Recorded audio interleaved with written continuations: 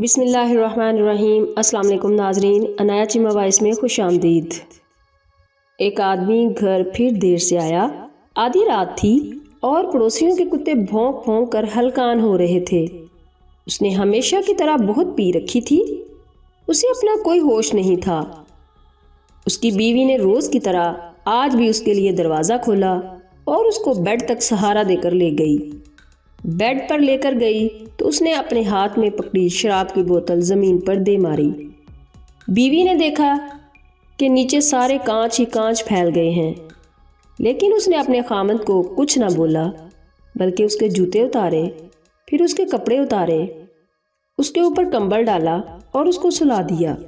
ہمیشہ کی طرح وہ بے سدھ پڑا سو رہا تھا۔ بیوی نے جھاڑو لا کر نیچے سے کانچ صاف کیے اور راستے میں کمرے تک آتے ہوئے اس کے شوہر نے جو کچھ بھی توڑا تھا وہ ہر چیز کو اٹھا کر گھر صاف کرنے لگی۔ صبح جب اس کا شوہر اٹھا تو وہ دعا کرنے لگا کہ آج بیگم لڑائی نہ کرے، کیونکہ وہ ہر روز اتنی لڑائی کرتی تھی اپنے خامند کے شراب پینے اور دیر سے گھر آنے پر، اور سونے پر سہاگا آج رات تو اس نے کتنے برتن اور شراب کی بوتل بھی توڑ دی تھی۔ وہ ڈرتا ڈرتا ناشتے کی میز پر پہنچا تو دیکھا کہ صرف اس کا بیٹا بیٹھا ناشتہ کر رہا تھا۔ اس نے اپنے بیٹے سے پوچھا کہ ماما کدھر ہیں؟ وہ بولا کہ وہ بازار گئی ہیں گروسری کے لیے، اور جاتے وقت آپ کے لیے آپ کا پسندیدہ ناشتہ بنا گئی تھیں اور آپ کے لیے یہ سٹیکی نوٹ چھوڑ گئی تھیں۔ اس نے حیرت سے سٹیکی نوٹ پڑھا تو لکھا تھا، میری جان، میں ابھی آدھے گھنٹے تک واپس آ رہی ہوں، آپ ناشتہ کریں، آپ کا پسندیدہ ناشتہ بنایا ہے آج۔ I really love you a lot۔ وہ حیران و پریشان تھا کہ یہ کیا ماجرا ہے، بیگم آج لڑ کیوں نہیں رہی اور اتنا پیار کیوں جتا رہی ہے؟ اس نے اپنے بیٹے سے پوچھا کہ تمہاری ماما کی طبیعت تو ٹھیک ہے، پاگل تو نہیں ہو گئی، میرے ساتھ اتنا اچھا سلوک کیوں کر رہی ہے آج؟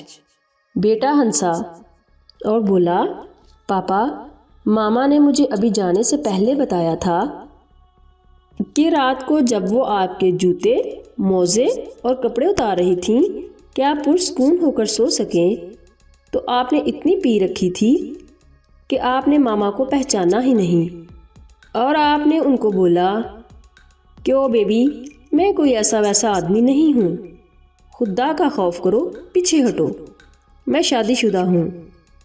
ماما آج صبح سے گانے گنگناتی پھر رہی تھیں۔ یہ سن کر باپ بھی ہنسنے لگ گیا۔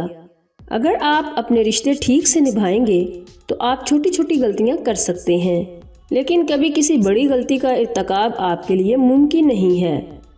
اپنی ترجیحات ٹھیک سے متعین کریں اور رشتوں کی قدر کریں۔ جب آپ کی ترجیحات کی درست تقرری ہوتی ہے تو آپ کی عادتیں خود بخود ٹھیک ہو